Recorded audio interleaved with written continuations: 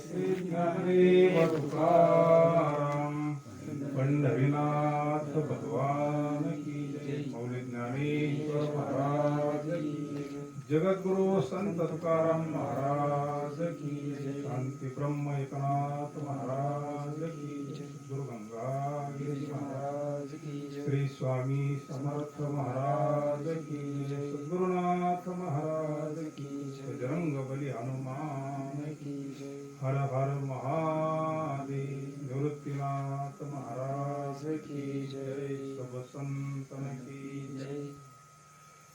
धन्य ते संसारी दयावंत जे अंतरी. येथे उपकारासाठी आले घरजा वैकुंठी. लटिके वचन नाही दिही उदासीन. मधुरा वाणी होती तुका म्हणे वाव फुटी. येथे उपकारासाठी आले घरजा वैकुंठी. महायोग पीठे तटे भीमरथ्यां पुंडरीकाय दातुं मुनिंद्रै. समागततिष्ठान्तमानन्दकन्दं परब्रह्मलिङ्गं भजे पाण्डुरङ्गम्. जयाचा जनी जन्म नामार्थ झाला. जयाने सदा वास नामात केला. जयाचे मुखी सदा नाम कीर्ती. नमस्कार माझा श्री ब्रह्म चैतन्य मूर्ती. ध्यानमूलं गुरुमूर्ती पूजामूलं गुरुपदं मंत्रमूलं गुरुवाक्यमोक्षमूलं गुरुकृपा. मस्तक हे पायावरी वारकरी संतांच्या. नमामि सद्गुरुं शांतं सच्चिदानंद विग्रहं. पूर्ण ब्रह्म परानंदं ईशमानंदी वल्लभं. सच्चिदानंद रूपाय विश्वोत्पत्त्यादि हेतवे. तापत्र विनाशाय श्रीकृष्णाय वयं नमः. वसुदेवसुतं देवं कंसचाणूरमर्दनं. देवकी परमानन्दं कृष्णं वन्दे जगद्गुरुं. यत्र योगेश्वर कृष्ण यत्र पार्थो धनुर्धरा. तत्र श्रीर्विजयभूतिर्ध्रुवा नीतिर्मतिर्मम. धन्य ते संसारी दयावंत जे अंतर. येथे उपकारासाठी आले घरद्या वैकुंठी. नमो सद्गुरु तुकया ज्ञान दीपा. नमो सद्गुरु सच्चिदानंद रूपा. नमो सद्गुरु भक्त कल्याण मूर्ती. नमो सद्गुरु भास्करा पूर्ण कीर्ती. मनुष्याकृती राघवे ख्याती केली. शिळा शिखरे सागरी तारियली. तुका स्वामी हा पूर्ण ब्रह्म प्रकाशी. जळी रक्षिले निर्जीवा सागदासी. महाराज हा जन्मला मृत्यूलोकी. तुझी उपमान ढळे लोकी. भव सिंधुशी बांधिला सेतू जेने. अनाथा दिना कारणे तुकयाने. तुका भासला मानवी वेशधारी. परिहालीला विग्रही निर्विकारी. स्वये श्रीहरी व्यापको सर्व जीवा. तुका तोची तो हा परब्रह्म ठेवा. जया पूजिले आदरे पांडुरंगे. विमानस्थ केले प्रयाण प्रसंगे. तनु मानवी दिव्य रूपेची केली. न त्यागी तिये दिव्य लोकाशी नेली. धन्य ते संसारी दयावंत जे अंतर. येथे उपकारासाठी आले घरजा वैकुंठी. आज या ठिकाणी हरिभक्त परायण वैकुंठवासी सुखदेव तात्याभाऊ नाईक यांच्या पुण्यतिथीच्या निमित्तानं हा ज्ञानदान, देने को अन्नदान, लेने को हरिनाम, करने को लीनता, डुबने को अभिमान. कलियुगामध्ये सोपं साधन ज्ञानदान, भगवंताचं कथा कीर्तन प्रवचन भजन पूजन आणि प्रसाद ज्या योगाना गेलेल्या व्यक्तीला उत्तमाची गती तो एक पावेल, उत्तम भोगील जीव खानी, त्यांना चांगलं गती प्राप्त व्हावी. सर्वच हा परिवार, मुलं मुली, नातू पंतू, सर्व हा परिवार, आपल्या अक्का, बाबांनी आयुष्यभर भजन केलं. जगद्गुरु तुकोबाराय सांगतात, पंढरीचे वार करी ते अधिकारी मोक्षाचे, त्यांना गतीच उत्तम असते. परंतु केले उपकार सांगू मी काय, बाप न करी ऐशी माय. त्यांनी आपल्यावर उपकार केले असते, त्यांनी जे सगळं भरपूर कमवून ठेवलेलं असतं. निदान वर्षातला एक दिवस तरी आपल्याला त्यांचं स्मरण व्हावं, त्या निमित्तानं ज्ञानदान घडावं. काहीतरी कारण लागत असतं ना, कारणाशिवाय कारण घडत नाही, निमित्त असतं. नित्य कर्म सांगितले शास्त्रामध्ये, नैमित्तिक कर्म सांगितले, काम्य कर्म सांगितले, प्रायश्चित्त कर्म सांगितले. रोजचं आपण देवपूजा करतोय, रोजचं तुळशीला पाणी घालतोय, ज्ञानेश्वरी वाचतोय, हरिपाठ करतोय, आकडा करतोय, नामस्मरण करतोय, ते नित्य कर्म आहे आपलं. नित्य नेमनामी ते प्राणी दुर्लभ, लक्ष्मी वल्लभ तया जवळी. आणि हे नैमित्तिक कर्म आहे. आज जे आपण पुण्यतिथी फक्त नैमित्तिक कर्म आहे. रामनवमी असन, कृष्ण जन्म असन, दत्त जयंती असन, सगळे गुरुपौर्णिमा आहे, सर्व काळे आता सर्व काळाला पुण्यतिथी आली. हे जे आपण करतो याला नैमित्तिक कर्म म्हणतात. आणि काम्य कर्म आपल्याला माहितीच आहे. मग आता पुढच्या महिन्यामध्ये हायची ती काहीतरी नवस करायचा, मग तो नवस फेडायचा, हत्या करायची, याला काम्य कर्म म्हणतात. इच्छा धरून काहीतरी नवस करणं भगवंताला, तेव्हा असं कर, मग तुला असं करीन. आणि हीच भक्ती कलियुगात जास्त आहे. निष्काम भगवंताची भक्ती करणारे भक्त फार थोडे असतात. त्यांना मग ती गती सांगितली, पंढरीचे वारकरी ते अधिकारी मोक्षाचे, त्याला मोक्ष प्राप्त होतो. नवे नवे ते पांडुरंग स्वरूपच होतात.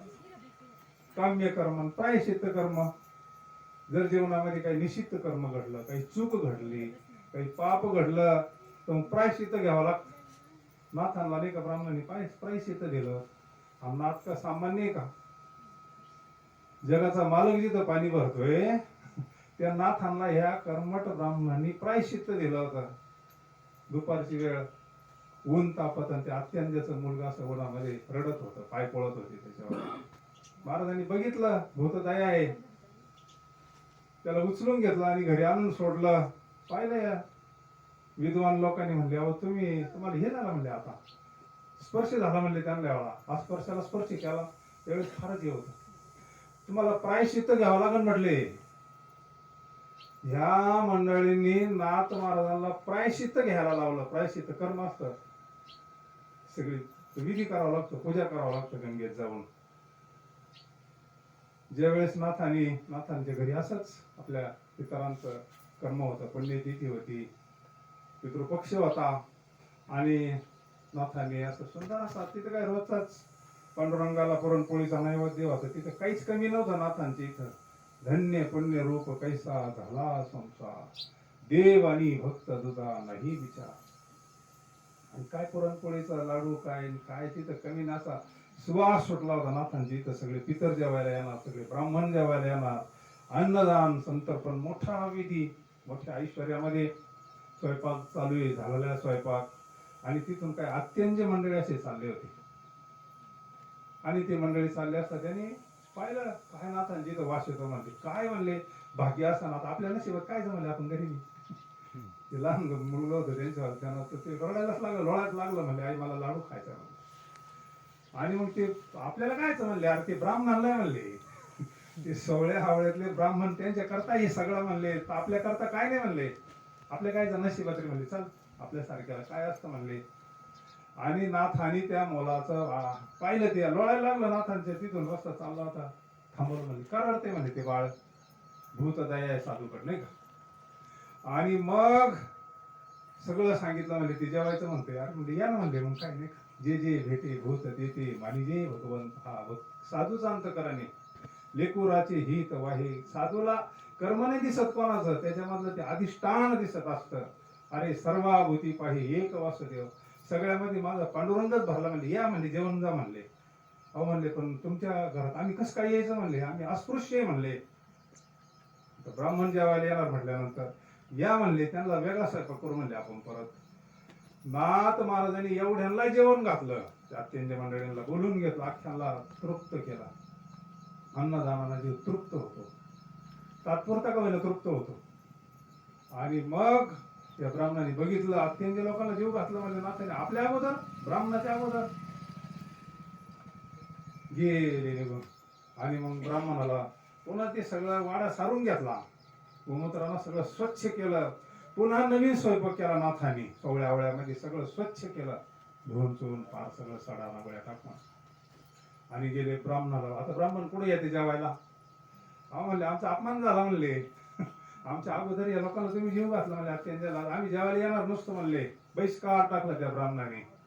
वेळ झाली, 12ची वेळ असते पितरांची, नैवेद्य दाखवायचा, वैश्व देव करायचा, सगळं सगळं झालेलं आहे. आणि इथं काही यायला तयार नाही म्हणले, आम्ही जेवायला येणार नाही म्हणले, तुम्हाला प्रायश्चित्त द्यावं लागल.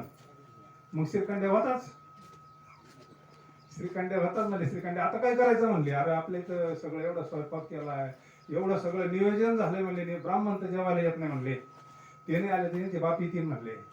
काय अधिकार होता, जगाचा मालक येतो श्रीखंड्या म्हणजे दुसरा कोणी का?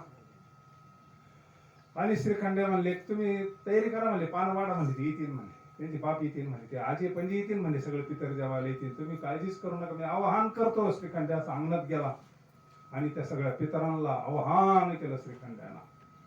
अहो त्यांचे त्या ब्राह्मणाचे कोण वडील तर कोण चुलते तर आजोबा पंजोबा सगळेचे सगळे आले पितर लोकातून बसले ना जेवायला. पगडीवाले मोठमोठे शास्त्री पंडित विद्वान सगळ्यांना असं सुंदर असं भोजन चालू आहे. आणि मग त्या ब्राह्मणाने पाहिलं आता नाथांचं थोडं हे झालं असं म्हणले, सगळं वाया गेलं असं. पायाला आले तर सगळे आपले कोणाचे वडील तर कोणाचे आजोबा तर कोणाचे पंजोबा तर सगळे असे तृप्त झाले, संतुष्ट झाले, नाथांना आशीर्वाद देऊन निघून गेले मंडळी. तरी या ब्राह्मणाने त्यांना प्रायश्चित्त दिलं. आमच्या अगोदर या लोकांना जीव घातला ना म्हणले, तुम्हाला प्रायश्चित्त द्यावं लागलं.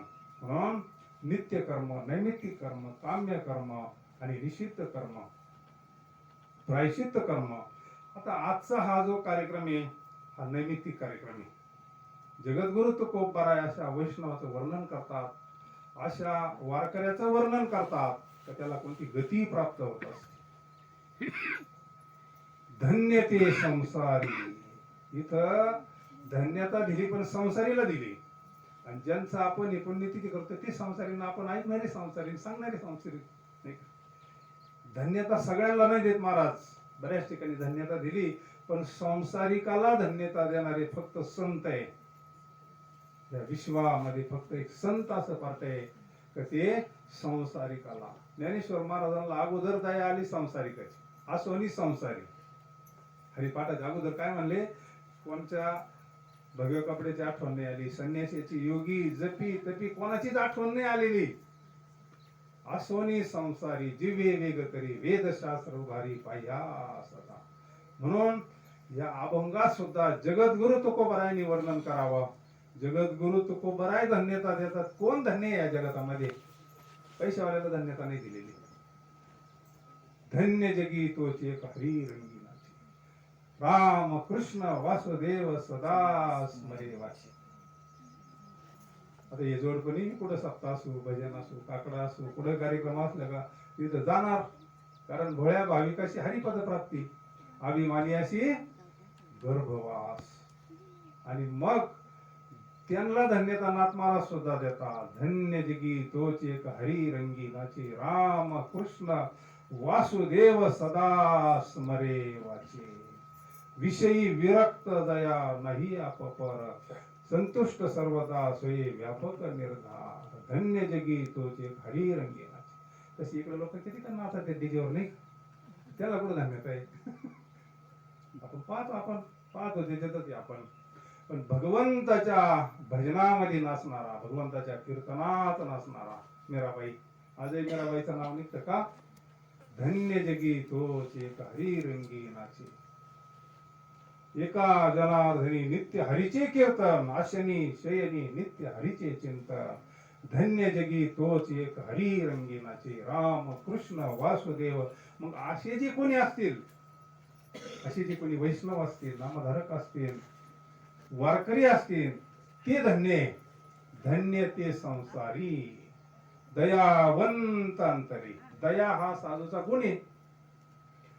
आपल्या ठिकाणी दया आहे, बाकीच्यांबद्दल दया आहे का? आपल्यापर्यंत दया आहे. आपल्या ठिकाणी दया असते तर आपल्याला यायला रस्ता तर असता ना कुठेतरी. रस्ता कुठे यायला आपल्याला? कुठे दया आहे कोणाकडे? फार वातावरण बदललं कलियुगामध्ये. दया कुठे? स्वार्थ वाढला, मी आणि माझं, नाही का? साधूच्या ठिकाणी दया आहे. जगद्गुरु तुकोबराय. काय दया आहे जगद्गुरु तुकोबरायांच्या ठिकाणी? दुष्काळी आटले, द्रव्य मान गेला, सगळं गेलं, उदाऱ्या सोडून दिल्या. तिने काय कोणावर केस नाही केला, फौजदाऱ्या नाही केल्या. ही दया असते साधूची. दुष्काळ पडला, लोक तडफडून मरतात, सगळं माफ करून टाकलं लोकांना, कर्जमाफी करून टाकली जगद्गुरु. ही दया आहे साधूची. नाथ महाराजांची दया आहे, नामदेव महाराजांची दया आहे. आणि माऊलीच्या दयाला तर काही पर्यायच नाही. जे खळांचे व्यंकटी सांगो, दया सत्कर्मी रती वाढो, भूता परस्परे पडो मैत्र जीवांचा, दुरितांची तिमिर जावो, विश्व स्वधर्म सूर्य लाभो. खळ मरो म्हणलं का माऊली ना? खळ मरो नाही म्हणलं. विसोबा चाटीला माऊलीला किती त्रास दिला. खळांची व्यंकटी सांगतो म्हणजे खळाचा वाकडेपणा जाऊ म्हणले. यांना मधुकरिता नाही दिली, भिक्षा तर नाही दिली माऊलीला, पण जी दिली होती ती बी घेतली, खाली मातीमध्ये पीठ टाकून दिलं. संन्यासाची पोरं म्हणले, कशाला आळंदी येते म्हणले, तुम्ही कशाला इंद्रायणी मध्ये येतात? यांनी जर इंद्रायणी मध्ये स्नान केलं तर बाया धुणं थांबत होत्या, पाणी भरायला थांबत होते, पाणी चांगलं खाली जाऊन देत होत्या. भगवंताना अवतार घ्यावा, महाविष्णूचा अवतार, सखा माझा ज्ञानेश्वर. बोलू नका, बोलू नका. यावरला का मग कशाला बोलायचं? मला लाऊडस्पीकर लावून देऊ. एक अर्धा तास हे आपलं रोजच चालू आहे. थोडं ऐका, ऐकलं तरी आपलं कल्याण आहे. बरं, श्रवणे कीर्तने झाली ती पावन, सनकाधिक दान परम भक्त. श्रवण भक्ती एक नंबरची आहे. परीक्षित 7 दिवसात मुक्त होतोय. आतापर्यंत एवढे भक्त मुक्त झाले, श्रवणाना झाले, कीर्तनाना झाले. श्रवण भक्ती एक नंबर आहे. काही येऊ नाही येऊ द्या, पण आपल्याला श्रवण करावं, कारण हे भगवंताचं चालू आहे, हे साधू संतांचं चालू आहे. ज्ञानेश्वर महाराजांची दया पाहत होतो आपण. काय साधूची दया असते महाराज. ज्ञानेश्वर महाराजांना ह्या आळंदीतल्या मंडळीने किती त्रास दिला. विठ्ठलपंत, रुक्मिणी माता. आपण लहानपणापासून माऊलीचं चरित्र ऐकतो. इथं माऊलीचं चरित्र ऐकलेलं असं कोणीच नाही, सगळ्यांनी माऊलीचं चरित्र ऐकलेलं आहे. पण दया काय आहे माऊलीच्या अंतःकरणामध्ये? कोणाला शाप दिलेला नाही, कोणाचा द्वेष नाही, कोणाचा मत्सर नाही. सगळ्यांचं कल्याणच व्हावं आता विश्वात मध्ये, सगळ्यांचं चांगलं व्हावं असं माऊलीचं अंतःकरण आहे. का? दया आहे महाराज, दया आहे. मुक्ताबाई, एक दिवस दादांना असं वाटलं, म्हणजे आता मांडे खावा म्हणले. मांडे खाण्याची इच्छा झाली. निवृत्ती दादांची. मुक्ताबाई कुंभाराकडे गेली. कुंभाराकडे गेल्यानंतर मुक्ताबाईला विसोबासाठी सांगितलं, यांना खापरता नाही द्यायचं म्हणले, काहीच द्यायचं नाही म्हणले. संन्यासीची पोरं म्हणले, यांना मांडे खाण्याची इच्छा झाली म्हणले. कशाला तुम्हाला हे पाहिजे रे म्हणले. आळंदीत पाऊल ठेवायचं नाही म्हणले तुम्ही. कुंभाराला सांगितलं, यांना भांडण नाही द्यायचं म्हणले मांडे भाजायला. नाही दिला महाराज. आले मुक्ताबाई, आले सगळे भावंड आले, निवृत्ती दादा, ज्ञानेश्वर महाराज म्हणजे मुक्ता मांडे बनवायचे तर भांडणे आणले म्हणले. आता कशाचं म्हणले मांडे? कुमारांना दिलं नाही म्हणले दादा. निवृत्ती दादाला इच्छा झाली होती मांडे खाण्याची. निवृत्ती दादा सगळ्यांचे सद्गुरू आहे, नात्याना बंधू आहे, पण खरं नातं अध्यात्माचं आहे. निवृत्तीने तत्वता सांगितलं, तो मज भावा, तो मज भावा, वेळो वेळा भावा पांडुरंग. आणि मग माऊली म्हणले, मांडेच खायचे आहे ना, त्याला काय लागत नव्हतं. आता योगीच होते. योगाग्नीनं जठराग्नी केला आणि पाठाशी लाल झाली, तव्यासारखी लाल झाली महाराज. आणि त्याच्यावर मुक्ताबाईनं मांडे बांधलेले. मग हे शास्त्री पंडित आले. हो म्हणले, संन्यासाचे पोरं कसं काय मांडे खात्यात म्हणले. आणि मग त्यांनी पाहिलं त्या पर्णकुटीतून सिद्ध बेटावर राहत होते मंडळी, आळंदीपासून बाजूला सिद्ध बेटावर राहत होते एकांतामध्ये. त्याने पाहिलं माऊलीच्या पाठीला अशी लाल तव्यासारखा ताव आलेला आहे आणि मुक्ताबाई त्याच्यावर मांडी भाजीती आणि निवृत्ती दादा प्रसाद खात्यात, म्हणजे सोपान काका प्रसाद खात्यात. आणि मग बाकी पश्चाताप झाला, मग पलटी बसली. मग अंतकरणामध्ये द्रवलं, अंतकरण डोळ्याला धारा लागल्या महाराज. तिथं श्री संताची माथा चरणावरी साष्टांग हे करी दंड. चुकलं म्हणले आमच्यावाला, अरे तुमचा अधिकार म्हणले पाठीवर मांडी आतापर्यंत कोणा भाजलीच नाही म्हणले. चालविली जडली ती हरली सांगायची भ्रांती. आणि मग पलटी बसल्यानंतर आता माझं कल्याण, आता मला प्रसाद द्या म्हणले. सर म्हणले परता साठी, सर म्हणले परता खेचरा. मग तिथून पुढे त्याचं खेचर नाव पडलेलं आहे. तर तो म्हणला नाही मी प्रसाद घेतल्याशिवाय आता जाणार नाही म्हणले. आणि मग माऊलीनं स्वतःच्या हाताना प्रसाद घेऊन केले सुखी हात ठेवीला मस्तकी. त्याचं कल्याणच करून टाकलं महाराज. जाय म्हणले आता तपश्चर्या कर. तपश्चर्या केल्यानंतर त्या विसोबाला नामदेवाचा गुरु केलेला आहे महाराज. ही साधूची दया आहे, ही संतांची दया आहे. आपण सुद्धा परोपकार नेने परनिंदा परश्रिया सदा बहिणी माया. भूत दया गाई पशुचे पालन तान्हिल्या जीवन वना माझी. एवढं जरी घडलं तर लई झालं. दुपारी कोणी आलं तांबर पाणी दिलं, भुकेलेला असला त्याला भाकर दिली, आशीर्वाद देऊन जाईन आपल्याला. ही काय सामान्य भूतदया आहे का? एखादा नडला, दवाखान्याला नडला, लग्नाला नडला, शिक्षणाला नडला, त्याला मदत करणं ही भूतदया आहे. आयुष्यभर ध्यानात ठेवित असतो. प्रसंगाला जर एखाद्याला मदत केली, प्रसंग जर आला एखाद्यावर आणि त्यावेळेस जर त्याला सही केलं तर तो आयुष्यभर आपल्याला आशीर्वाद देत असतो महाराज. धन्य ते संसारी दयावंत जे अंतरी. इथं उपकारासाठी आले घरजा वैकुंठी.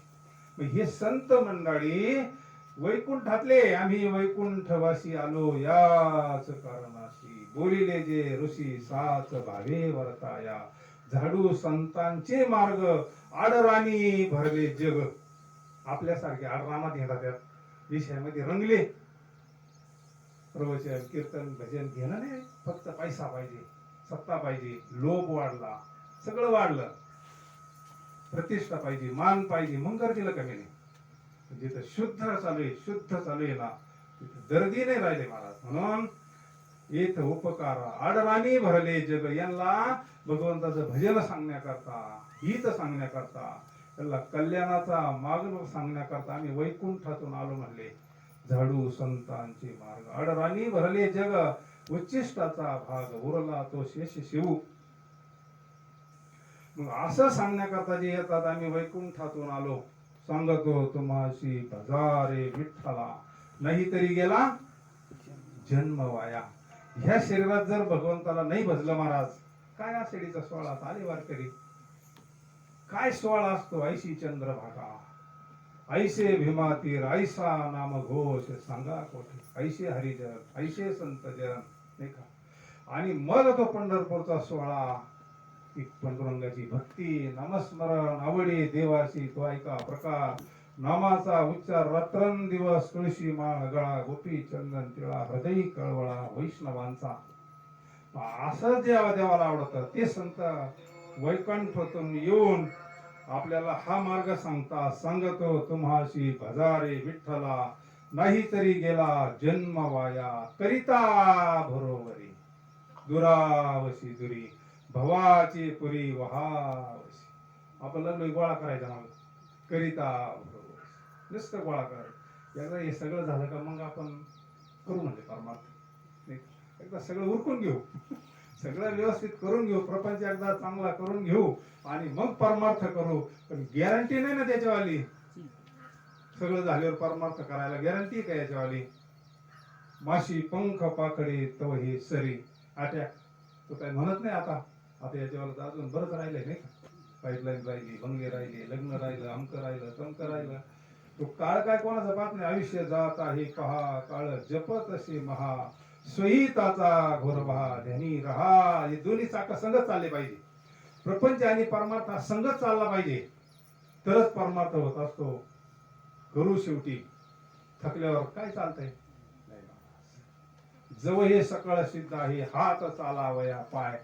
तीर्थयात्रे जाय चुकून अरे जोपर्यंत शरीर आहे तोपर्यंत वारी व्हावी, एखादी पंढरपूरची पायी वारी घडावी, संतांची वारी घडावी, भगवंताचं नामस्मरण घडावं, मग ते धन्य ते संसारी दयावंत जे अंतरी, येथे उपकारासाठी आले घरजा वैकुंठी, करिता भरोवरी दुरावशी दुरी, भवाची पुरी वहावशी. आणि मग चालूच आहे, पुनरुपी जननम पुनरुपी मरणम, पुनरुपी जननी जठरे सरणा, ये संसारे खल दुस्तारे कृपया पारे, पाहिल मुरारे भज गोविंदम, भज गोविंदम मूढ मते भज गोविंदम. मग आपले पुन्हा जन्म पुन्हा मरण, पर हे शरीर पडले का लगेच मनुष्य जन्म आहे काय आपल्याला? आहे कुत्रे मांजरा मुक्त मुक्त मुक्त. तिथं काय भक्ती करता येईल का, भजन करता येईल, माळ घालता येईल का, वारी काहीच करता येणार नाही. काही आता इथं आले की कोणी प्रवचनाला नाही ना. पशु काय पाप पुण्य जाणती नाही महाराज. एवढे एक नरदेह निधान लागली हाती, उत्तम सार उत्तम गती. हे मनुष्य शरीर इतकं दुर्लभ आहे महाराज. अरे स्वर्गीची अमर इच्छिता ती देवा, मृत्यू लोकी व्हावा जन्म हा, नारायण नामी हो जीवन मुक्त, कीर्तनी अनंत गाऊ गीती. स्वर्ग म्हणजे काही सामान्य समजले का तुम्ही?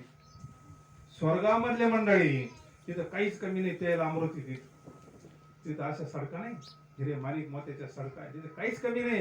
पण ते सुद्धा मंडळी सांगतात, स्वर्गीची अमर इच्छिता ती देवा, मृत्यू लोकी व्हावा जन्म आम्हाला.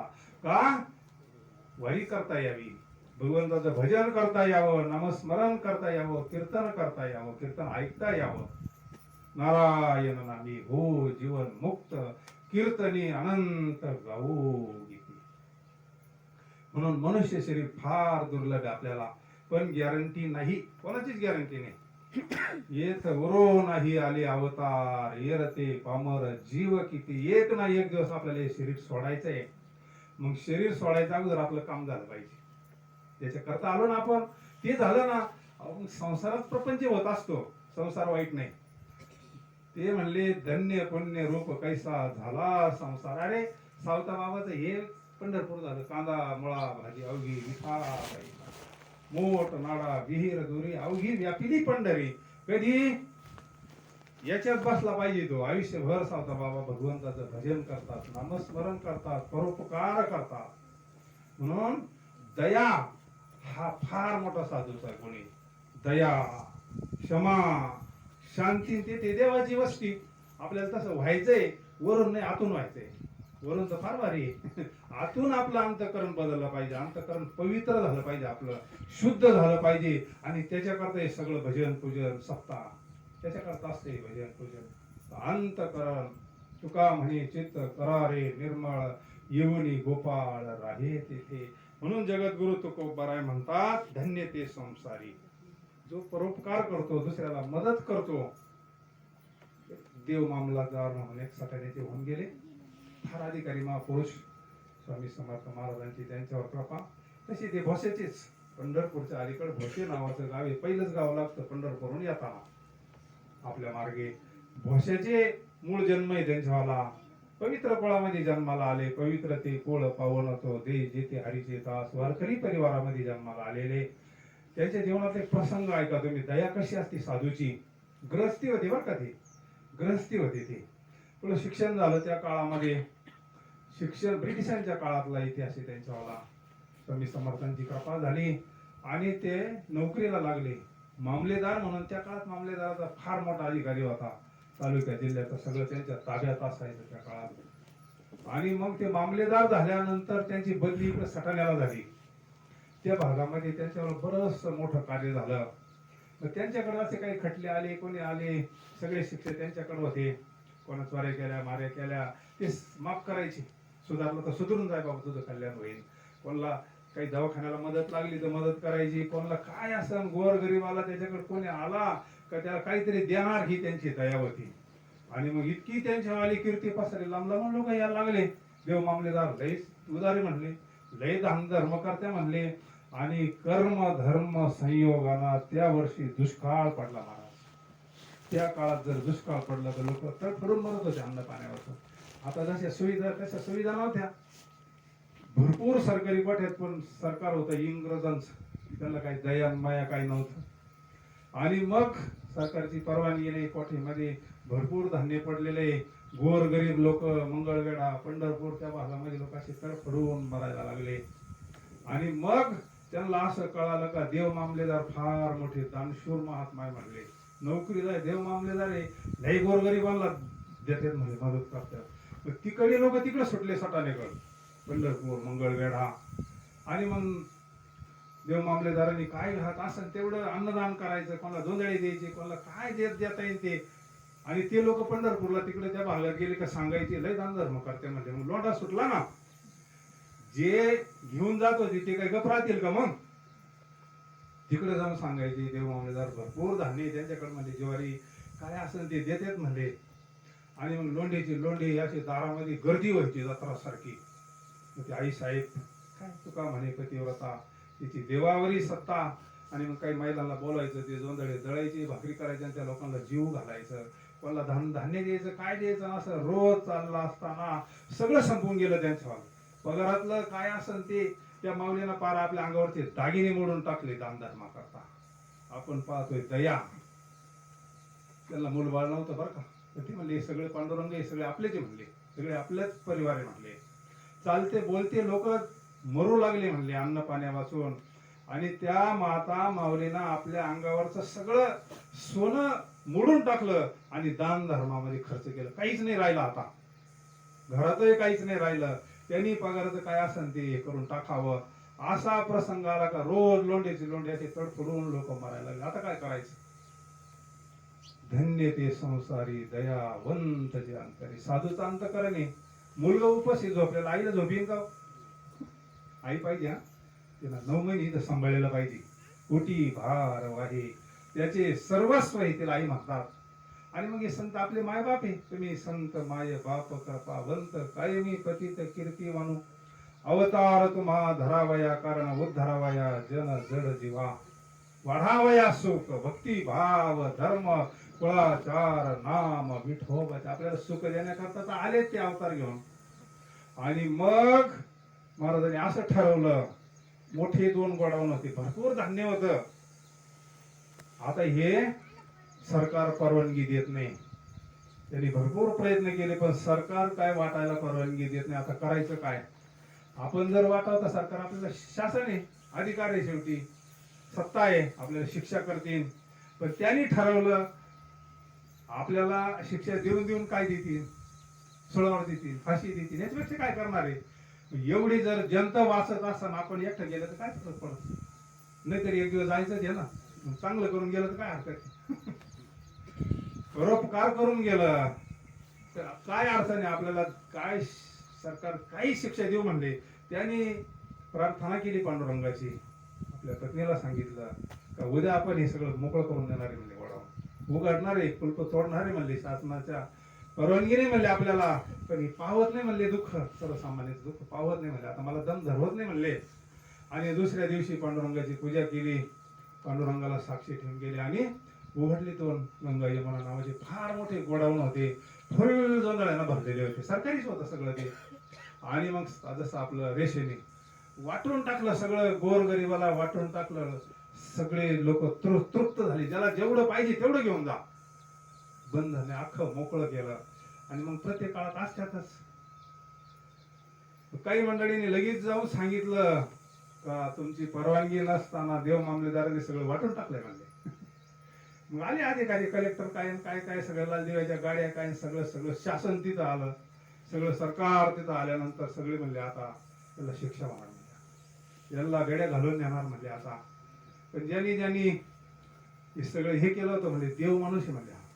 आणि मग रेकॉर्ड तपासलं, रेकॉर्डला किती पैसे शिल्लक आहे, रेकॉर्डला किती धान्य शिल्लक आहे. कलेक्टर आले, सगळे अधिकारी आल्यानंतर सगळं दप्तर तपासलं, तिजोरी उघडली तर रेकॉर्डला जेवढे पैसे होते तेवढे त्या तिजोरीमध्ये पैसे होते. असं कसं काय म्हणजे. लोकांनी तर आमच्याकडे तक्रार केली, ते सगळं वाटलं म्हणले. आणि तिजोरीत तर जेवढं रेकॉर्डला तेवढं धने म्हणले, पैसे म्हणले. गोडाऊन उघडा म्हणले, धान्य आहे का पहा म्हणले. गोडाऊनला पाहिलं, जेवढं रजिस्टरला जेवढं धान्य सगळं पार सगळं व्यवस्थित. अरे हा देव माणूस म्हणले. तिथून पुढे त्यांचं नाव पडलं देव मामलेदार. जे असे जे कोणी असतील म्हणले धन्य ते संसारी दयावंत जे अंतरी, येथे उपकारासाठी आले घरजा वैकुंठी. आणि तिसऱ्या चरणात महाराज सांगतात, लटिके वचन नाही दिही उदासीन. असे जे संत असतात हे खोटं बोलत नाही म्हणजे, यांच्या ठिकाणी असत्याचा व्यवहार होत नाही. देह जावो अथवा राहो पांडुरंगी दृढ भाव, चरण न सोडी सर्वता आन तुझी पंढरीनाथा. ज्ञानेश्वर महाराज ज्ञानेश्वरी सांगतात, माझ्या सत्यवादाचे तप वाचा केले बहु कल्प, तयाचे हे महाद्वीप पातलो प्रभू. ही जी ज्ञानेश्वरी आपल्या करता निर्माण झाली, कशी निर्माण झाली? माझ्या सत्यवादाचं तप आहे म्हणले, महिने वर्षाने वाचा केले बहु कल्प. त्याचा परिणाम कलियुगामध्ये सत्य आहे. विजय सत्याचाच होतो. सत्यमेव जयते, पण थोडा उशीर लागतो. भगवान के घर देर है लेकिन अंधेर नाही का. सत्य हे कलियुगामध्ये सत्य हाच धर्म आहे. कारण देवाचं स्वरूपच आहे ना सत्य तू सत्य तू सत्य तू विठ्ठला. आणि ज्याला भगवंताची प्राप्ती करायची त्याला सत्याच्याच मार्गाने जावं लागलं. आणि जो सत्याच्या मार्गाने जातो त्याला त्रास होत असतो. व्यवहार आहे हा. आता इथे किती माता मावल्या बसलेल्या आहे. तुम्ही जर लोणीला गेले काही सोनं मोडायला, गेल्या गेल्या सोनार घेतो का? त्याला जरी म्हणलं तर मी ओळखीचा आहे तुमचे कोणते म्हणून तापू ना, त्याला अग्नीत घालावं लागत, त्याला जाळात घालावं लागत आहे, त्याची परीक्षा करावं लागते, तेव्हा तो घेतो. मग व्यवहार तसाच आहे महाराज. म्हणून भरपूर या संतांना, कारण ते सत्यवादी करी सकळ संसार. आणि मग असं जे सत्य आहे, धर्मराजाचा रथ म्हणले जमिनीच्या वर चालत होता. धर्मराजाचा रथ जमिनीला स्पर्श करत नव्हता, जमिनीच्या वर चालत होता. का? तो खोटं बोललाच नाही आयुष्यभर. त्याच्या मुखातून असत्य बाहेरच पडलं नाही, रथ जमिनीच्या वर चालत होता. पण महाभारताच्या युद्धामध्ये भगवंतांना बोलायला लावलं अर्ध. नरोवा कुंजरो, आपण सर्वांनी ऐकलेला विषय महाभारतातला. बोल म्हणले तू आता, तरच आपला विजय होईल म्हणले. भगवंतांना वचन दिलं होतं अर्जुनाला, मी शस्त्र धरणार नाही म्हणले, पण 4 युक्तीच्या गोष्टी सांगत म्हणले. अर्ध खोटं बोल म्हणले, हत्ती मेला असं तरी म्हणलं नरोवा कुंजरो. अश्वत्थामा बोलावं लागलं महाराज. येईना त्या धर्मराजाच्या मुखामध्ये असत्य, पण भगवंतांना सांगितलं तू जर नाही बोलला तर तो शस्त्र खाली ठेवणार नाही म्हणले, आणि आपला पराजय होईल. बोलावं लागलं महाराज. आणि असत्य बोलल्यानंतर तिथून पुढे धर्मराजाचा रथ जमिनीवर चालायला लागला. अर्ध खोटं बोलला, अख्ख्या आयुष्यात अर्ध खोटं बोलला. म्हणून कलियुगामध्ये सत्य फार महत्वाचं आहे. असं बऱ्याच लोकांना असं वाटतं प्रपंचिक आपण संसारिक कसं काय जमन बा. संतांना कसं काय जमलं? सवय लागल्यावर जमत महाराज. अंगवळणी पडत एखाद्याला जर वाटलं ना नाही प्रपंचामध्ये खोटं बोलायचं, काय व्हायचं ते होईल, थोडी तोटा होईल, थोडी नुकसान होईल, याच्यापेक्षा पण समाधान फार मोठं असतं त्याच्यापासून. म्हणून महाराज सांगतात, लटिके वचन नाही देह उदासीन. अजून एक लक्षण सांगितलं तेवढं आपण. भक्त ऐसे जाना जे देही उदास, गेले असा पास निवारोनी. विषय तो त्यांचा झाला नारायण, नावडे जन धन माता पिता निर्वाणी गोविंद. असे मागे पुढे काहीच साकडे पडो. देवावर उदास असतात. का बरं?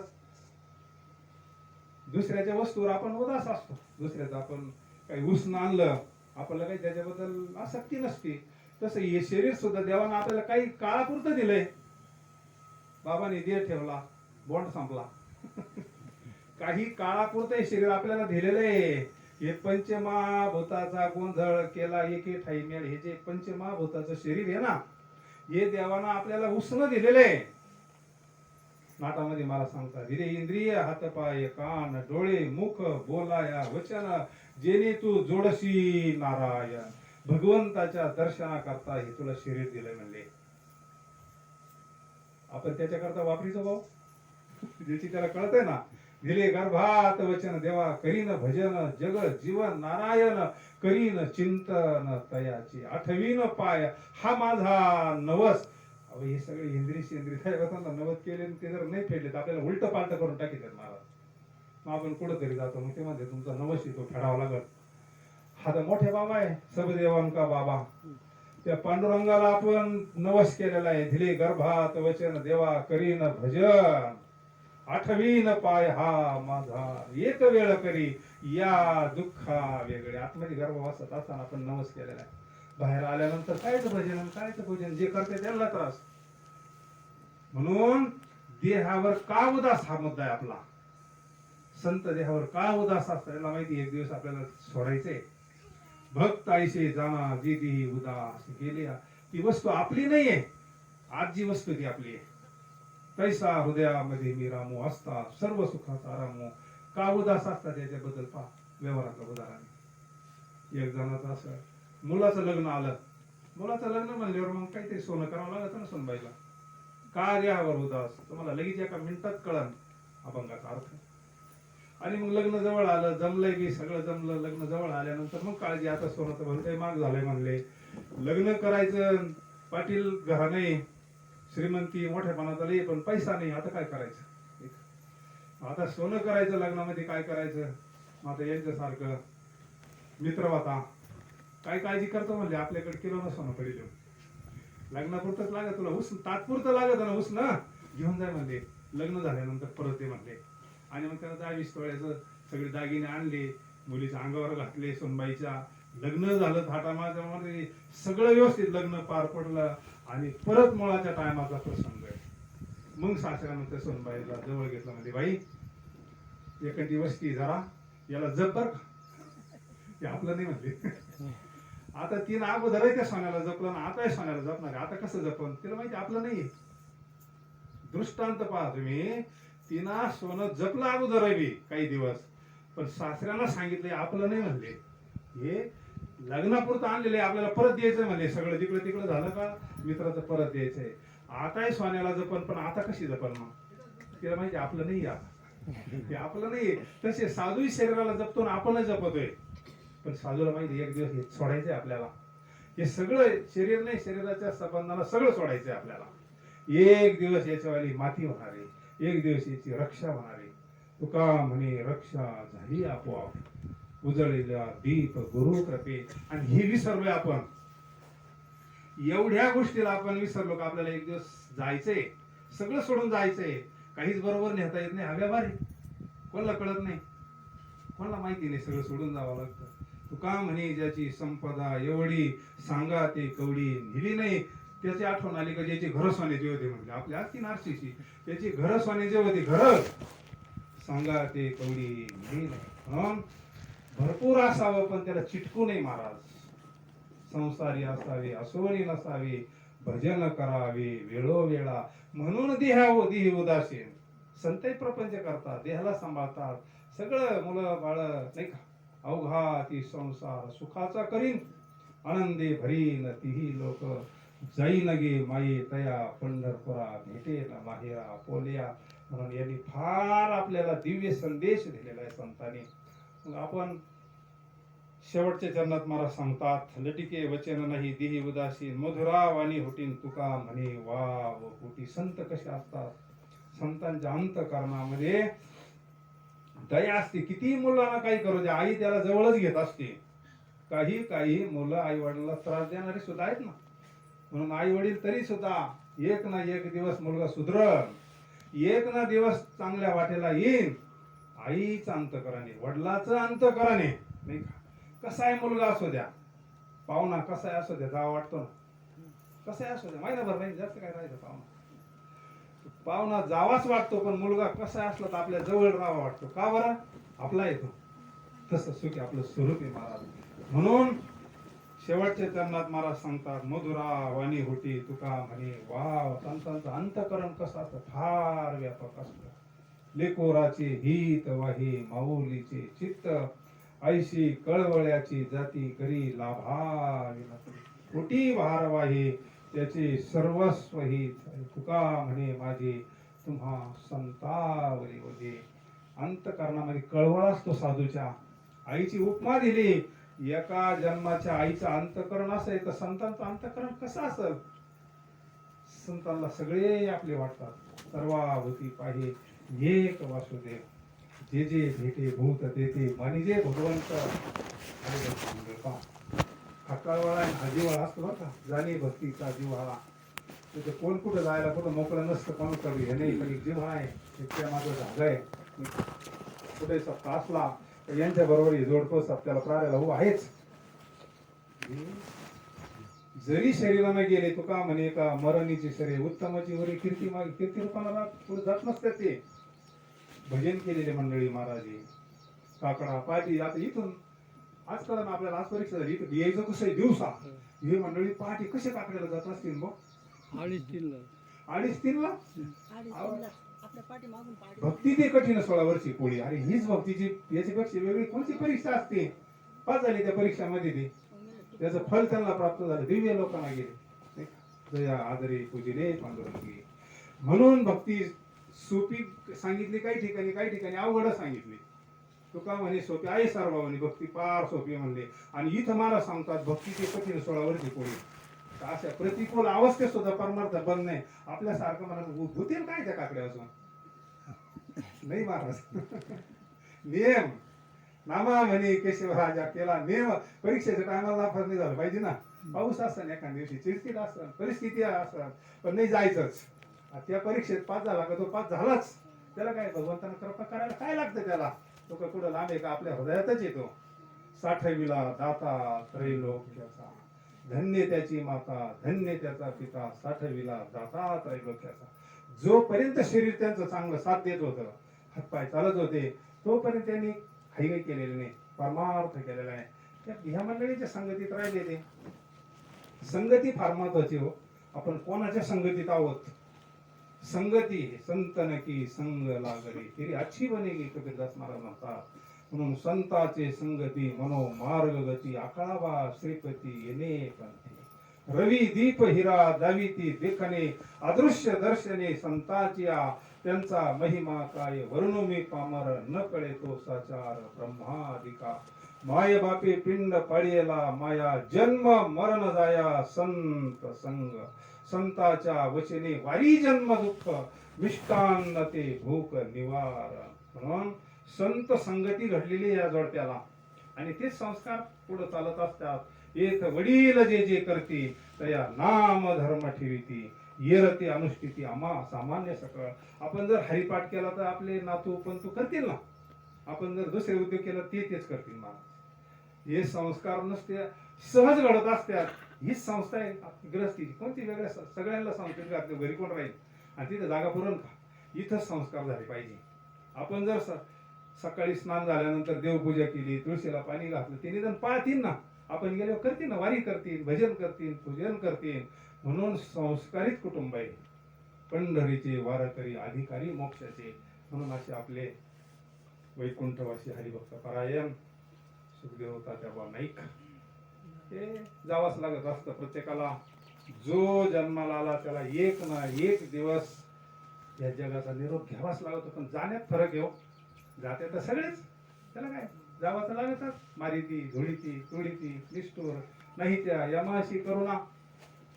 एका मिनिटात एक उदाहरण तुमच्या डोळ्यासमोर ठेवतो. बरेच लोकांना असं वाटतं हिने आयुष्यभर सगळं केलं पण गेलेच ना 4 चौघात एखाद्या. नाथ महाराजांचं चालू होतं ना असं सगळा 16 नाथांनी सांगितलं. आता षष्टीचा फार मोठा योग आहे म्हणले.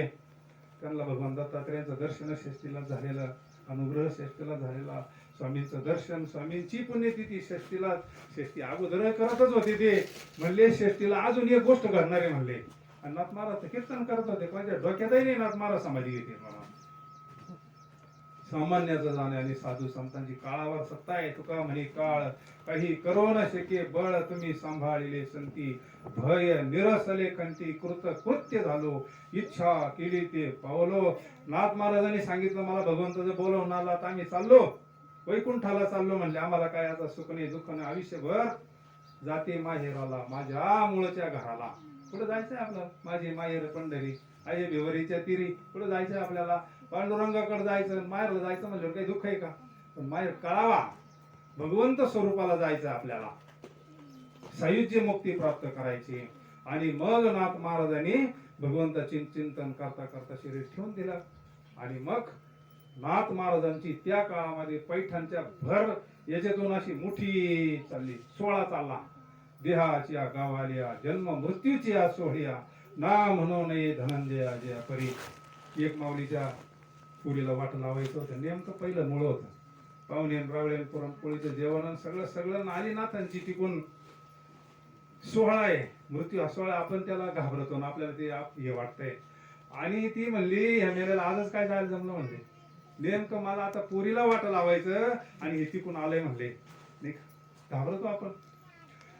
नाथ महाराज म्हणले थांबा आज काय जायचं नाही, ते थांब खाली घ्या म्हणले, मला आज नाही जायचं म्हणले, सोडा म्हणले सगळं भजन बिजन सगळं बंद करा, मी नंतर कधीतरी जाईल. तिला सांगितलं तर पोरीला वाट लावा म्हणले. म्हणजे परमार्थाची शक्ती काय, साधूची शक्ती काय, काळाला थांबवण्याची ताकद आहे महाराज. नाथ महाराज नाही गेले, थांबले नाथ महाराज. नंतर परत एक दिवस सगळ्यांना सांगितलं, कीर्तन केलं, आता जातो म्हणले आम्ही जातो आमच्या गावा, आमचा राम राम. नाथ महाराजांनी देह ठेवला. पुन्हा त्यांच्यावर सगळा सोहळा चालला. ब्राह्मण म्हणले आयुष्यभर वादातच गेला म्हणले, नाही आमचं ऐकलं नाही म्हणले, भक्ती मार्ग सांगितला आणि मग पण आमच्याच खांद्यावर जावं लागलं ना भगवंताच्या. आता हे चाललं होतं यांच्या मनामध्ये. एक नाथ महाराजांना कसं कळालं, न सांगता तुम्हा कळो येथे अंतर विश्वी विश्वंभर परी हरचे न लगे. नाथ महाराज म्हणले मला तुमच्या खांद्यावर जायचं नाही, मला आता जायचंच नाही म्हणले, सोडा म्हणले. नाथ महाराज दोनदा थांबले होते, दोनदा थांबले. आणि मग तिसऱ्या वेळेस सांगितलं आता मला जल समाधी घ्यायची म्हणले. आणि मग कीर्तन केलेलं आहे नाथ महाराजांनी, स्वतः कीर्तन केलं आणि भगवंताचं भजन करता करता जल समाधी घेतली महाराज. ही साधूचं जाणं असतं, दिव्य जाणं असतं. म्हणून आपल्याकडून दुसऱ्या गोष्टी घडो न घडो पण परमार्थ घडो म्हणले. परमार्थ महाधन जुडी देवाचे चरण भावया जतन उपाय लावाचे. असे आपले हरिभक्तपरायण वैकुंठवासी सद्गुरू तात्याबा नाईक आपल्यातून गेलेत, फक्त शरीरानं गेलेत. स्वरूपानं ते पांडुरंग स्वरूप झालेले, त्या मूळ स्वरूपाला काहीच धक्का नसते. नैनम छंदंती शस्त्रानी नैनम दहती अमरे अमरा खरे की पा खोटे न म्हणा देह माझा मग भरवसा कळेल. म्हणून त्यांना जिथं असतील तिथं त्यांना चांगली गती प्राप्त व्हावी. आज त्यांनी एवढं जे केलेलं आहे, ज्ञानदानासन अन्नदानासन करून केलेली पूजासन, हे त्यांना प्राप्त व्हावं, त्यांना सद्गती प्राप्त व्हावी ही पांडुरंग परमात्म्याच्या चरणी प्रार्थना करू. झालेली सेवा किंबहुना तुमचे केले, धर्म कीर्तन सिद्धी गेले, येत माझे ते उरले बाईक पण कुंडलिका वरदारी विठ्ठल श्री ज्ञानदेव तुकाराम पंढरीनाथ भगवान की